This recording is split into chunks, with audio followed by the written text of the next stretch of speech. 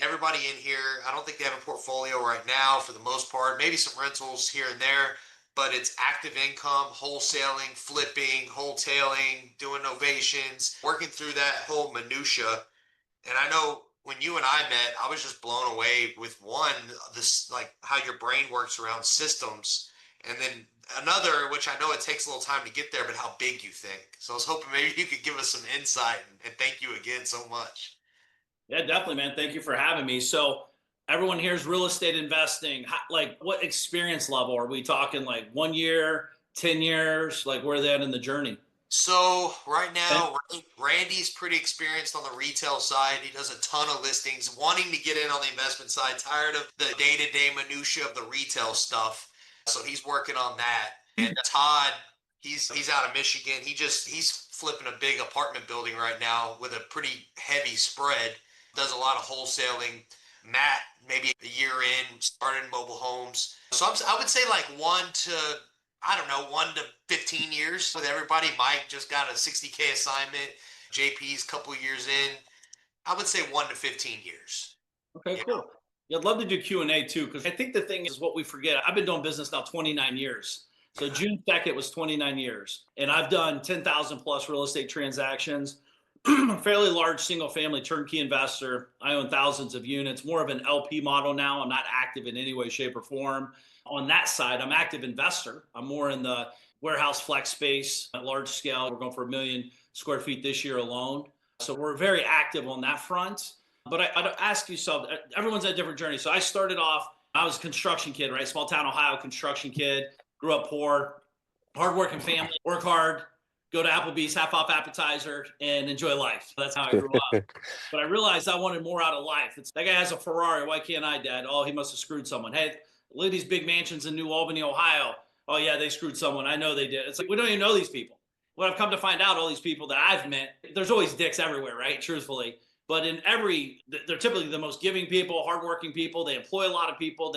They got their life on the line every day, like we all do here. We're busting our ass, hoping for the best, working hard, trying to work out novations, good deals, blah, blah, blah, which is cool. But also, we got to figure out where you at in the season of your game. Because the biggest fear I have for everyone, if you're just doing wholesaling, flipping, and all that stuff, you're in a transactional state of game. That is not a business. That is a high paying full time job.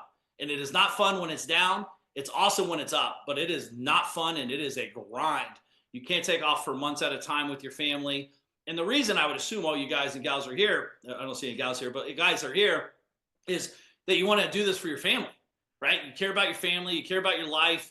And if you're just in the transactional side of things, it is probably one of the most dangerous places to be long term, because when you go down, because by the way, we're all going to die. Hopefully, no one here soon, anytime soon, but it could happen. I just talked to a lady that actually works for us. Her son's she's going to court today. He's 30 years old. He has Hodgkin's disease, and she's literally he's 12 months away from dying. Totally fine. Boom, hits him. He's dead in 36 months. So it could happen to any of us. We could be driving down the road, all kinds of things. So if we care about our family enough, we have to start building a real business. And that was my transition. For the first 7 years of my game, I loved being in the trenches. I loved doing the game. But the problem is I was a psycho micromanaging maniac. No one could do it as good as me. If it didn't get underwritten by me, it didn't work. If I wasn't negotiating the deals, if I wasn't recruiting the money, I did everything. I was running the crews.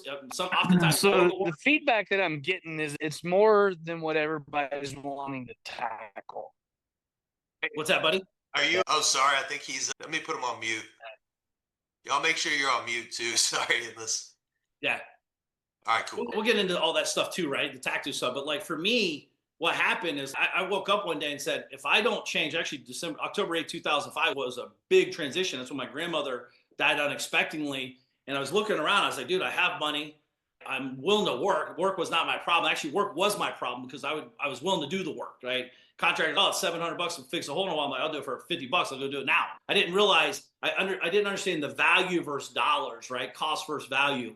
And you got to evolve. This is stuff that's evolution through discovery by doing the game. But a lot of guys don't wake up. They literally are transactional their whole life. And I've mentored many people at scale. And the thing is, if you are sitting here trying to figure out how to go from 2 deals to 4 deals a month, that's easy. You work twice as hard. That's how you do it. If you go from 2 deals to 20 deals a month, That changes the mindset. It's a different question, different problem to solve. Most people are doing +1 = X. That's a simple math problem.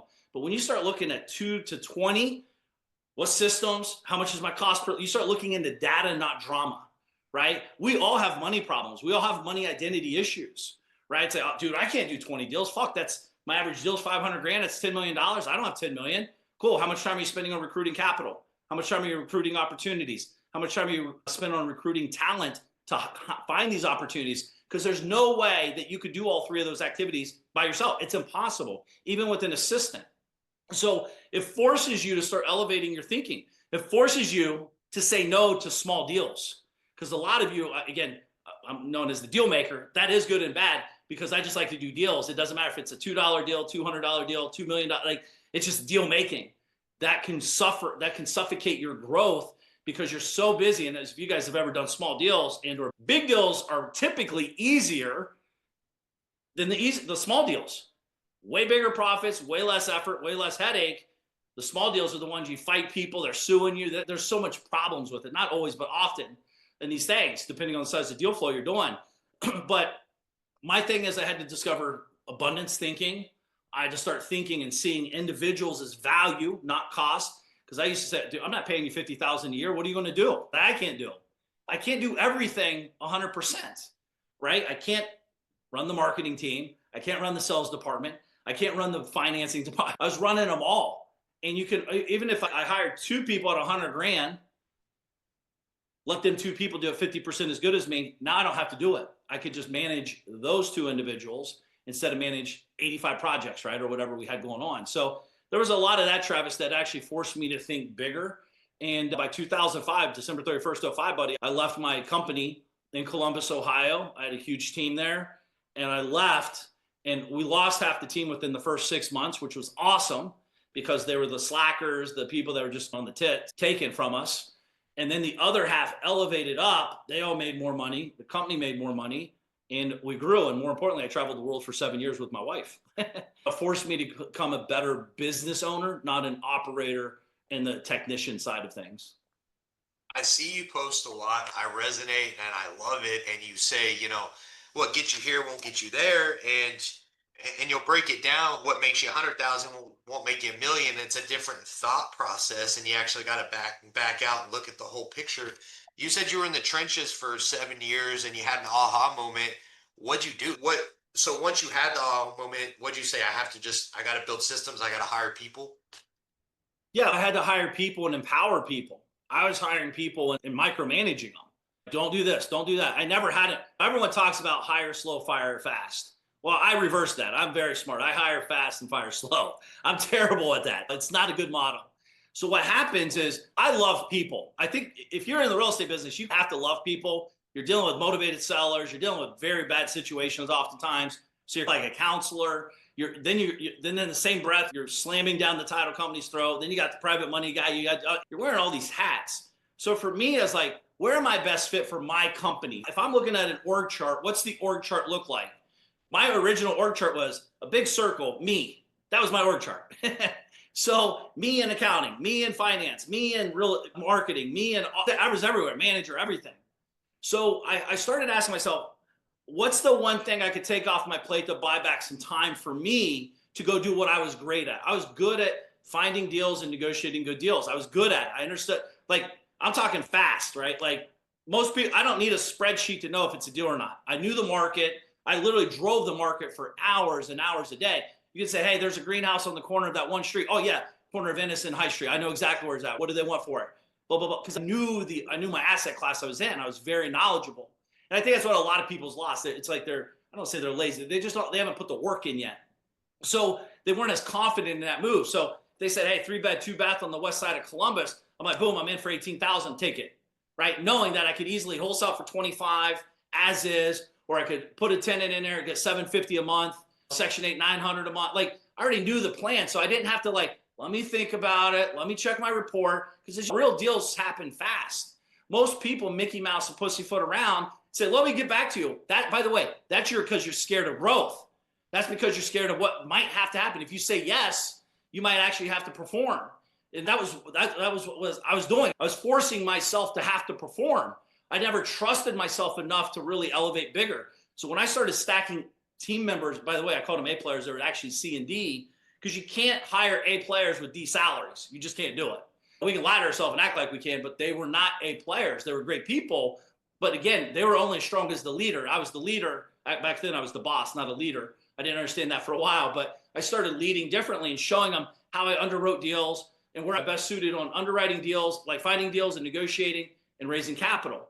So I'd hire these individuals to do the day-to-day marketing, to do the day-to-day KPI reports, make sure we're getting, because again, you're getting call influxes. At one point, we had 17 people buying deals for us, right? So by the way, that sounds cool, but you're spending hundreds of thousands of dollars a month on lead gen, right? So when you acquire these customers, our lead cost was about $2,000 per closed deal. When you start bloating like that, you're at 28, you go to 2,800, 3,800, 4,200, 5,000, like your costs just explode because you have a lot of leakage everywhere if you're not good management, like blah, blah, blah, all this other fun stuff. But as I started building this, I started realizing I need to hire accounting. Like, guys, I never knew accounting. I've never balanced a checkbook in my life. I just said, hey, I'm plus 100, plus 500, plus 300, plus 10,000, whatever the numbers were back then. Hire a person. Third-party companies, $300 a month, $500 a month max for small operations. So we would do that. And then I started acquiring, and then I started doing lease options, and I started doing all these different types of deals, Travis. So there's lots of ways to attack this game. It's just, where are you at and what outcome do you want? I don't think a lot of people know the outcome they truly want. Therefore, they can't build the structure to get it, honestly, Travis. There's so much value in everything you said. And I know it might go over some people's heads that aren't there yet. If you are there, this resonates. But I love how you said you just drew a simple org chart and made your plan from there. I noted that. And the small deals versus bigger deals, I know for you to scale, you probably had a number in mind, maybe. It's like, hey, maybe we were doing 5 to 7 to 10K deals, but we're only going to accept 20. I don't know. How does that look? Did you do something like that? Like a minimum deal? Well, listen, we're all consciously or subconsciously doing this. We've done this our entire life. You don't have to believe me. Look at your first apartment and first car. Do you still drive it? No, the answer is no. By the way, the shitty apartment and the shitty car still exist. We just elevated past it. We don't even see it around us anymore, right? We've elevated it, just like deal flow. Our average deal was $27,000. If anything came in under 10, we don't even think about it, talk about it, nothing. Next. Now, could call it sloppy, could call it whatever, but it's mind space. We understood the value of our time, right? Do you know the value of your time, right? You're out here chasing all these small Mickey Mouse deals. The lowest level ones are the hardest ones because again, there's a reason there's problems on it. I know a buddy of mine, he does a lot of negative deals. He's dealing with all the negativity, the hard, hairy deals. I'm like, dude, there's a way easier world out there. You don't have to wait till last minute, file the foreclosure, kick down the can down the road, fight the title company, fight the heirs, do all this stuff. There's way easier deals that happen so much smoother. But like some people like fighting, man. I don't. Yeah. Well, that's why I started the group Wholetails, is because I flipped a lot of houses. And like, when I was doing it, I made a few $1 million. I say I made, but I didn't have any money. And I was like, Yeah. what? Like you said, there's leakage everywhere. And I'm like, what the hell? I'm making money. There's all this money. And then I'm like, I started just buying and reselling stuff. I don't even flip it anymore. And I was making a lot more money quick and easy. And I'm like, man. And we did it for a long time. And then I'm like, I really want to introduce this. I know it's been in our industry forever, but make a group and try to help people understand this. Yeah. We've been working on KPI sheets lately. Like I provided one in our group because I know you know this because you work with every level, and I'm sure it happens at every level. People don't know where their marketing money is. They don't know where it's going, what the return is on it, how long it took to get that return. And I'm really trying to drill that in right now to everybody in the group. And I could probably still ask 9 out of 10, and it's not dialed in yet. But how important do you think that is? Let's be honest. Most investors don't have any marketing dollars going out, so they don't have anything to track. It was always amazing to me when I'd sit down with a big dog investor, and they're like, dude, I'm doing 4 deals a month. I'm like, cool. How much does it cost to get a lead? How much does it cost to get a deal? Those are 2 different metrics, by the way, drastic, differently measured. I'd rather pay $500 for a quality lead than $5 for a shitty lead for many reasons. 1, your time is worth something. 2, if you have a sales team and you're handling $5 leads, your churn on your sales team is massive. It is you're closing 1 out of 200 leads, depending on that model. back then I think we got about 110 leads to close one deal at $5 to $12 lead structure. And then we started moving, but dude, I suck at follow up. Probably all of us, if you have small companies, I'm not a follow up guy, dude. I don't follow up. I'm a one step close. If we're having a conversation, I'm coming to your house right now. We're closing the deal. Actually, you don't have to come to the house. Since '05, dude, everything's been done from a phone or from fax back then. Hey, Travis, I like the deal. I'm in. Here's the title company. I'll send 100% of the proceeds over there. Let's close this up. I'll get this off your plate. No seller wants to meet 13 investors. No seller wants to talk about other wholesalers that are going to lie to them. But KPIs are very important. You better know how much it costs you a lead. Back to this big dog investor. Hey, how much does it cost you to get a deal? $2,000. Cool. What do you average on the deal? 10 grand. Awesome. Plus 8,000. Pretty easy math. Spend 2 grand to make 10 grand. So let's spend 50 grand this month on ads. Dude, they start crying. They absolutely will never do it because they really don't know. It's lack of confidence. There's no person in the right mind that would not spend $2,000, make $10,000 every day. It doesn't make sense. So if you don't understand these metrics, again, these are things we do to self-sabotage our growth and success. Because once you get these numbers, you can't hide. It's like getting in front of a mirror butt naked. You can't deny what you're looking back at you. It is what it is, good or bad, right? So if you're overweight, you look in the mirror like, shit, I actually got to do something about it now, especially if you're aware. Because once you see it, you can't unsee it. So now every day you're working, and by the way, this was me. I was in the field working, and I'm like, I got to figure this out. I almost died. Truthfully, I almost got killed on one of my projects because I invested in the hood. I was on this property, and I'm sitting there sweeping it out Sunday afternoon. A guy comes breaking through the back door. 3 cops come flying by, and the guy grabs me and throws me around. And the cops look at me, and the guy has a knife. Then they shoot him. They zap him outside in the front yard. I'm like, I'm getting off of these projects immediately. I'm done. My life is not worth $27,000. So you have to know. I always say data, not drama. You could call any one of my team members. I have hundreds of employees at this point, but like any team member, if they're talking to me and they blah, blah, blah, blah, I'm like, data, not drama. Because everyone wants to tell you the drama story to justify the lack of data structure. They don't have the data. That's why they got to tell me the story of why they don't have it. Mike, I want to do a little Q&A since there's a few people on here. I don't know how long it's going to take. Please. Mike, what you got, man? You got any questions for Mark? And all should have some questions. You all should have some stuff. This guy has done it and can help us out a lot. So anyway, Mike, what you got? Let me write some down here. I'll come back with we'll come back to you. All right, Matt, I know you're driving, dropping off the kids. You want me to come back to you? You have a question. J-Dub. Yeah, sorry, I'm walking a property trying to get some stuff squared away, but I heard 90% of it. I'm struggling to get. You're right. The bigger deals are easier to get to. I've got about. Next week I'll close and I'll have 50 residential doors, all single family. There's a few back houses, but I hear you say the bigger deals and where to get that.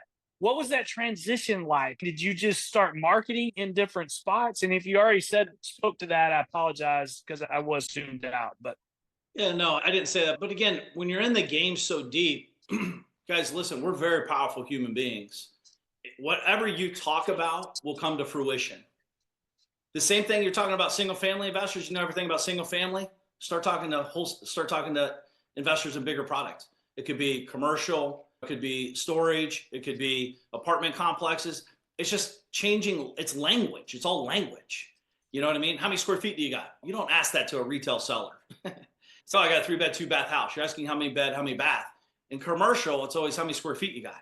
What's office? What's warehouse? What is the buildable? It's different language. So just letting the world know, you guys all have this beautiful thing called social media that I did not have back in the day, is just talking about, hey guys, I'm getting into the commercial side or apartment side or whatever big deal means to you.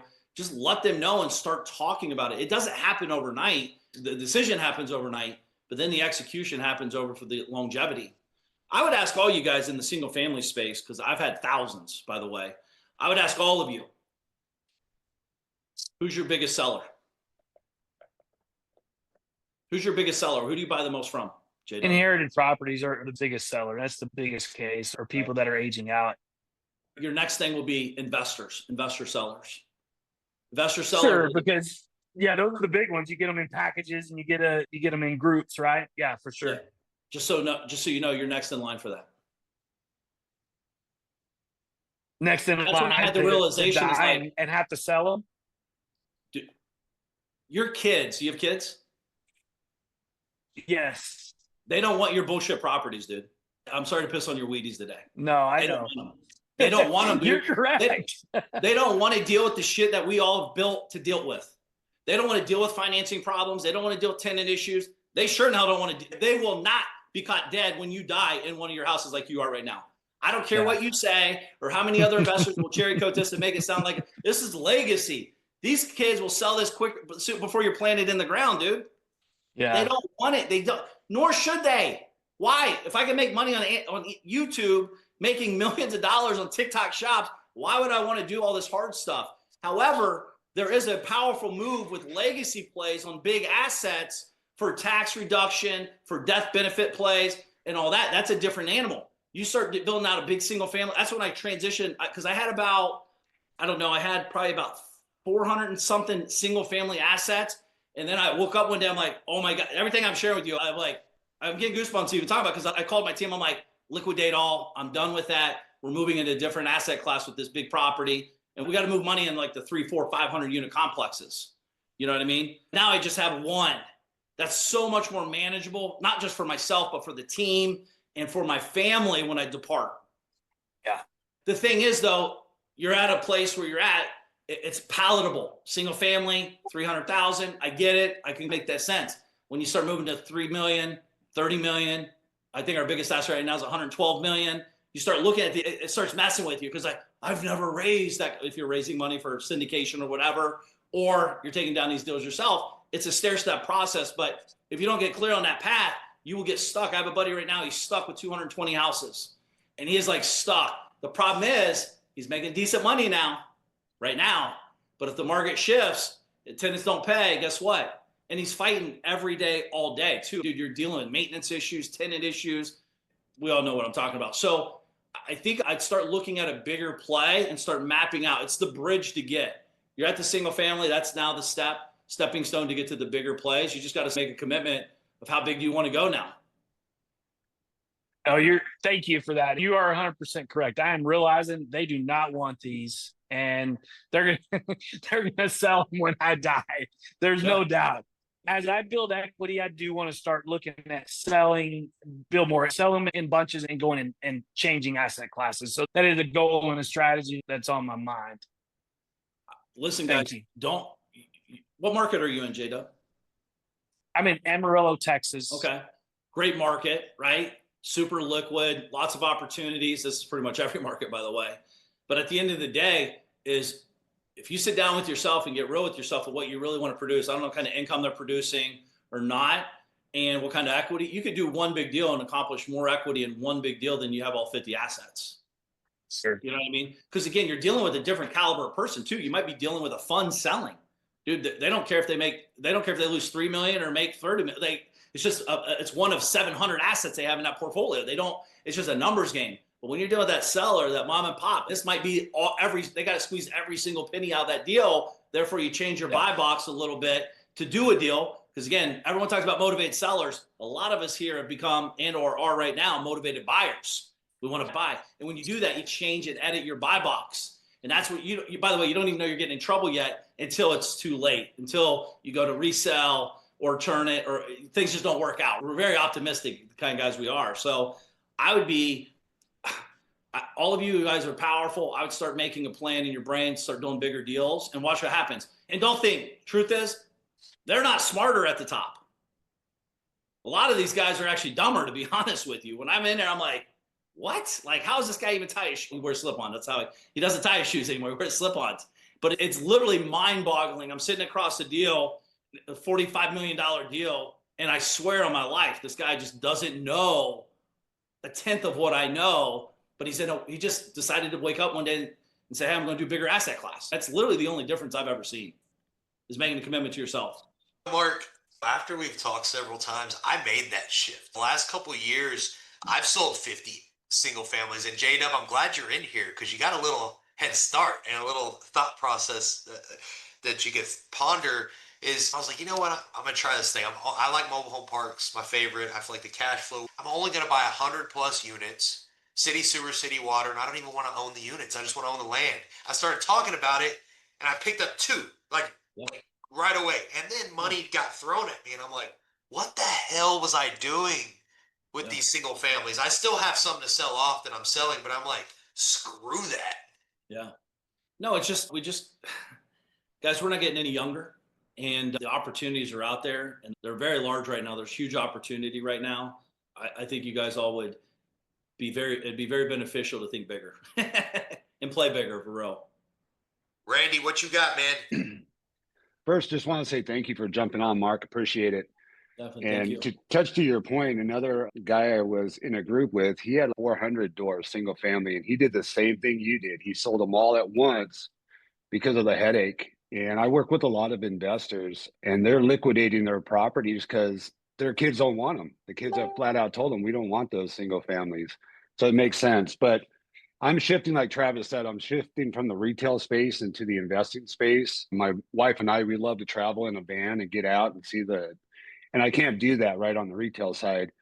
Yeah. So from shifting over, if you had to start over, obviously you got a lot of knowledge. I'm just getting involved in this, and Travis' group has been great. And RJ, what would you recommend for somebody jumping in on how to start in today's wholesaling? Because you've been doing it for so long. So I'm just trying to get an idea of what you would do differently starting in today's space. Yeah. So on my side, like I would ask you, what outcome do you want? Are you just trying to create cash, like per week, per month, per day, per hour? Like how big is it? Because I think it's easy to give an answer real quick off the cuff, but it's like what I've realized, a lot of people don't want 10 million a year or 3 million or a million. Yeah. Like, And what kind of lifestyle do you want to build? yeah, that's where we are. We want to be able to travel in our van and not worry about it, right? So obviously I don't want to be working 8 hours a day, 10 hours a day. So just get into that space where we can make 20 to 30,000 a month and not have to work, maybe hire some BAs and some team members that could do it virtually for me. That's the space we want to get, because my wife, she lost both her parents and her nephew. And it woke us up that we're working all these crazy hours, but we're not living life. And her mom busted her ass. And then her goal was to travel. And as soon as she retired, her health went down, and she just sat on her bed for 2 to 3 years until she died. Dunzo, And then her dad died like 6 months later from a broken heart, basically, because he was pretty healthy. Understood. And that kind of woke both of us up. And we want to get out. I'm going to be 57 this year. And we just want to get out and enjoy life and not just grind out till we're 70. So you're on the retail side. How long you been in the business? 22 years. How big is your investor database versus your retail database? Right now, it's all 100% investor. Oh. Unless it's a referral, family friend or something like that. So, I'm just tired of dealing with the buyers and the sellers. Yeah. Like you said, they're a pain in the ass. So if I had a 100% investor database, do you understand, like, you could make 30 grand literally a month with probably 20 texts a month max. The investors I'm working with right now, they're nationwide. I don't know if you've heard of American Homes for Rent. Yeah, they're huge. They're I don't know how many assets, but all you are is you're an arbitrage individual, just arbitrage opportunity with investors. So yeah, they're liquidating all their assets in California. So once they're all liquidated, I'm scaling that out because I want to get out on the road, and they like somebody on boots on the ground. Okay, here's what I would do. I would start building an investor database immediately, even if I had an existing one, but I would start building it, letting people know, hey, if you're an investor, you want to buy great deals off market, blah, blah, blah, blah, come in, just get them in your ecosystem, get to know and trust you through automation, autoresponders. Yep. But the thing is this, if I had 100 or 1,000 or 10,000 people in an email database, I would email, guys, I have 300,000 cash. I need to buy something ASAP. What do you got? Boom, push it out to 10,000 people or 100 or whatever. You're going to get responses, Randy. Right? You're like, dude, yep. I don't want to buy all this shit. What are you talking about? Exactly. That same exact list the next day. Oh my God, response was overwhelming. I have 3 deals I need to sell. If you have 100,000 liquid and you want to buy, discount, blah, blah, blah, send out, push. So you're pushing, pulling, and now you're matchmaking. That's all you're doing. It's the easy, 90% of you guys listen to my voice will not do this because it's so damn easy. You don't even believe it's that easy. I promise you it is, because I did it. This is how I was doing. Our app, we would do 20 to 27 deals a month with this exact model, just with our investor database. No marketing costs involved at all. Our investor database that was coming in through our funnels. Investors, remember, we call it the Bush effect. Investors are bushing, buying, unsure, selling, or holding. Oftentimes they're in all 4 categories, but they're definitely in 2. All of you guys are here on 2 categories for sure, buying and selling. That's your business model. Yep. So unsure, I'm unsure often, right? So what you guys got to look at this. You got to understand, if you're talking to the more people you're talking to, especially investor, and it like you understand who the profile is, the avatar, you're pushing, pulling. And when they know that you're the deal maker, Randy, to make 20 or 30 grand a month, simply sending text and emails, I promise it's never been easier to make money. And your job is to simply verify the deal. You could hire a VA to do this, or you could do this on your, just run basic comps, understand that it's a real deal. It's not a daisy chain deal. It's coming direct, and you understand the title company. Like, you're professionalizing it, obviously, but I'm telling you right now, it is that easy.